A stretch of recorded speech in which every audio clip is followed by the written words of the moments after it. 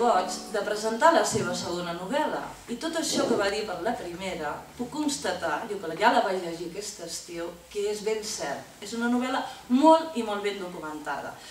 Teresa, perdona que hagi llegit aquestes paraules, tenim aquí al costat, però és que a mi em va impressionar. El Metge d'Atenes, després en parlarem, però és una novel·la documentada, molt ben documentada, a l'època de Pèricles, a l'època del màxim esplendor atenès, a la Grècia del segle V, IV abans de Crist. Allí ens explicarà la vida d'aquest personatge fictici, que és Alexandre. Però ens ho explicarà després que els alumnes de l'Institut Premià de Mar ens en llegeixin uns petits fragments. Doncs alumnes de Premià de Mar, quan vulgueu.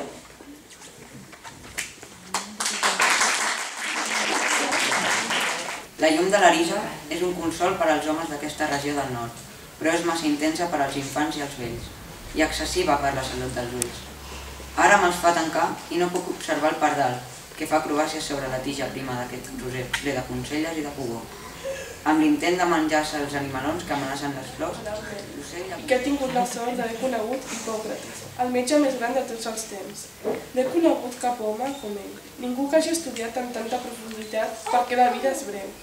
Vam ser bons companys d'estudis i, des d'aleshores, m'he guiat en el camí de metge.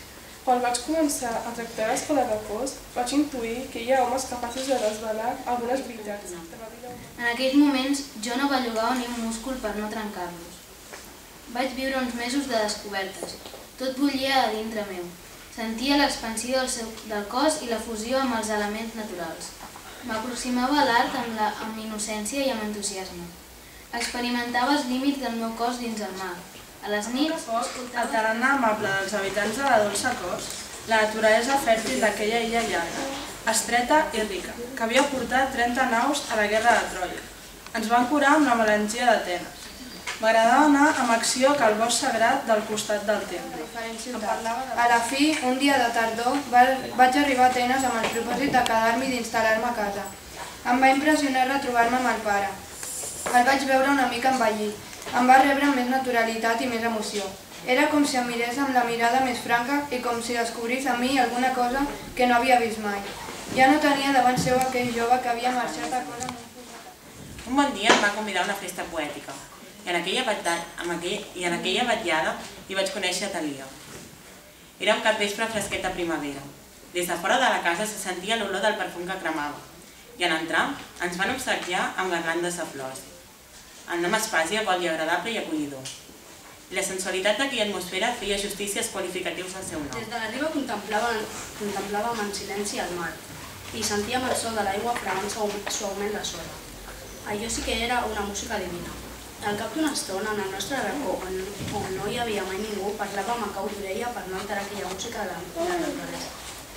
En cada cas, amb empenta i prudència. Hem parlat de la necessitat de concentrar-nos en extrem en les nostres sensacions fins a sentir el cor de cadascun. Per això, tal com diu el mestre, l'art és llarga. És ardua la feina d'aprofundir en la matèria i d'estudiar-la fins al més petit aspecte. Toquem el tema que toquem, tot és prou complex i apassionant. A l'exercici de l'art, els metges anem de... Aquesta tarda, Hipòcrates, un ajudant i jo, hem anat a visitar un malalt. Hem entrat en una finca benestant de l'Arissà. Hi tenen cavalls, bous i cabres. El jove metge ajudant s'ha acostat a un bou i m'ha semblat que li deia alguna cosa. M'ha fet pensar en l'anomenat bou sagrat de Pitàgores, que de vell va viure a prop d'un temple de la dea Hera. El savi, havent parlat llarga estona... Sòcrates va estar força temps a la presó. Entre la vista del seu procés i el dia de la seva mort van passar 30 dies. Xenofont els va comptar. El retard en executar la pena va ser causada per la processó votiva anual dedicada a Apol·lo que va des d'Atenes a Delos. La llei mana... Es nota que has vist solcar per la Mediterrània, per la mar Egea, les barques. Es nota que has vist les flors i les matinades d'estiu a Grècia. I tot això traspua el llibre. Nosaltres hem estat incapaços de fer-ho amb aquesta selecció, perquè aquesta selecció volíem no destrossar la novel·la, sinó animar la gent a llegir-la. I aleshores, potser, i segurament ens hem deixat el més bonic de la novel·la, perquè ho pugueu llegir en silenci i en intimitat, després que la Teresa ens acabi d'explicar tot això. A veure, moltes gràcies. Estic, de veritat, molt emocionada per tot aquest privilegi, per tot aquest regal que m'heu ofert ara aquí entre tots. De veritat, trobo que és un privilegi que, en fi, que tingueu, un privilegi per mi haver-la conegut, la vostra professora tan brillant, la Maica, que gràcies a ella aquest acte ha pogut ser.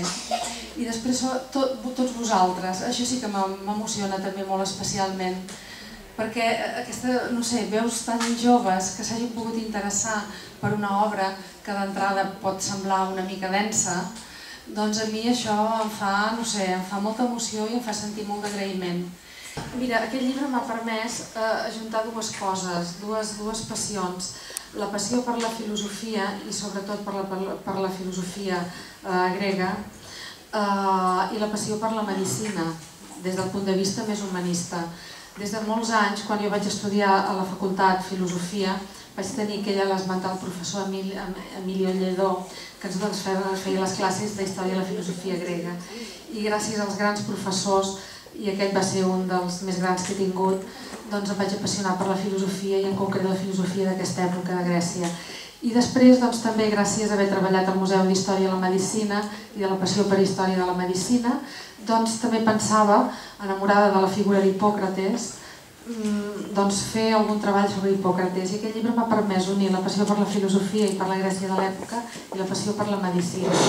No és una biografia en primera persona d'Hipòcrates, sinó s'intenta transmetre l'esperit hipocràtic, perquè d'escrits hipocràtics sí que n'hi ha molts. Per tant, vaig veure que per fer una obra versemblant, doncs em va venir a trobar, ho explico a la novel·la, a les notes finals, doncs un dia que estava això, una mica desanimada perquè pensava no puc fer-ho en primera persona, no puc fer una biografia d'Hipòcrates, puc transmetre una mica l'esperit hipocràtic i aquell moment de l'esplendor d'Atenes i que es van trobar aquells grans esperits a la ciutat.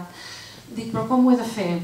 I aleshores estava, després d'haver passat tot un matí al peu de l'Acròpolis i treballant i tot això, estava en un cafè que hi ha en un hotel d'Atenes, que és un hotel amb molta història, que és l'Hotel Gran Bretanya, i allà d'alguna manera em va venir a trobar el personatge principal, que és Alexandre d'Atenes. I dic que em va venir a trobar perquè sembla que a vegades facis una mica de... vulguis fer retòrica, vulguis posar massa màgia, però no, és real. Escriure és una barreja d'absoluta realitat i consciència i algun punt màgic que no saps ben bé d'on es presenta. Doncs aquella tarda, demanant jo quina era la veu narrativa, qui volia explicar-me alguna cosa, va aparèixer Alexandre d'Atenes. I en aquella cafeteria d'Atenes jo vaig saber que havia trobat el meu personatge i que a través d'ell, que seria un condeixeble d'Hipòcrates, podia parlar d'Hipòcrates, d'aquell esperit hipocràtic, sense d'alguna manera trair les poques dades que hi ha sobre Hipòcrates. I per tant, és la vida d'Alexandre d'Atenes, un metge d'aquella època, que tal com era freqüent a Atenes, alguns fills de les classes socials més benestants que podien tenir interès per la medicina anaven a l'illa de Kos a estudiar medicina. Un consell per a aquells joves que volem ser escriptors, aquells joves que saben escriure, podem fer. Quina il·lusió que em fa aquesta pregunta. Què t'agradaria escriure? Sí, que bé. jo intento fer coses, però...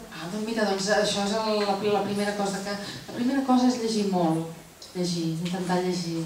Intentar anar llegint les obres que d'alguna manera sintonitzin amb tu i que l'estil d'aquests grans escriptors vagi entrant una mica dintre teu per després deixin pas, facin aquesta alquímia que deien un amb els altres, amb el teu propi esperit, amb la teva pròpia capacitat i després puguis donar molt de tu mateixa.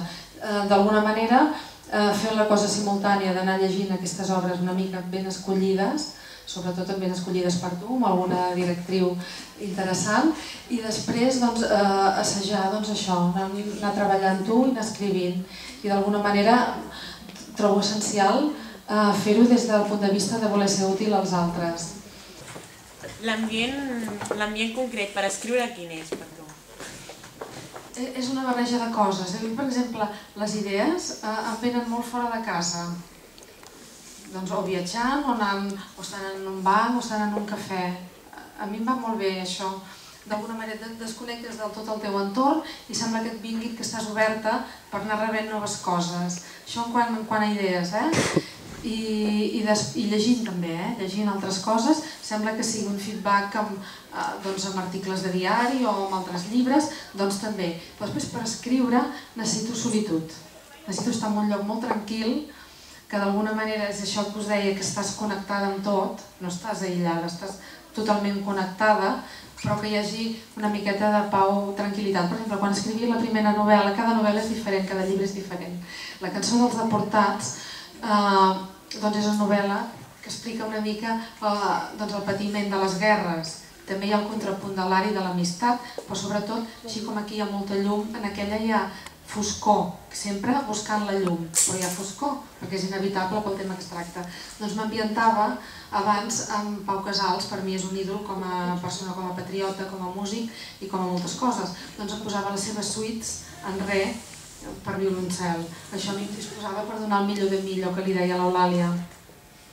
Doncs això. I després aquesta novel·la començava escoltant música grega, música tradicional grega, que n'hi ha una de molt bonica cantada per una mezzosoprano que es diu Agnes Balsa, que és preciós, el coneixes, aquest disc, que és una meravella, i també música antiga de Grècia, de les illes del Dodecanès, depèn. Ara, per escriure sempre amb solitud i amb tranquil·litat, però per venir les idees, per acollir-les, doncs al mig de molts ambients diferents. I cap al final em troba dos magnífics poemes, un dels quals l'ha llegit la Lisa, però adaptats, inspirant-se en aquesta poetessa que és Ànite de Tegia. I em vaig sentir completament identificada amb el llibre. Què fan aquests dos poemes recreats d'Ànite, que n'estic molt contenta, en el mig d'Atenes? A més, la Lisa ho ha llegit molt bé, perquè alguna vegada que he volgut llegir aquests poemes a mi m'ha costat una mica, i he pensat que l'havia llegit molt bé i t'ho agraeixo molt. En un homenatge una mica a Ànite, que m'enamora la seva poesia, i al Maria Àngels Anglada, que d'alguna manera també m'estava sempre animant, inspirant, des d'allà on sigui, aquest treball. I també era un homenatge i la meva passió per la poesia també.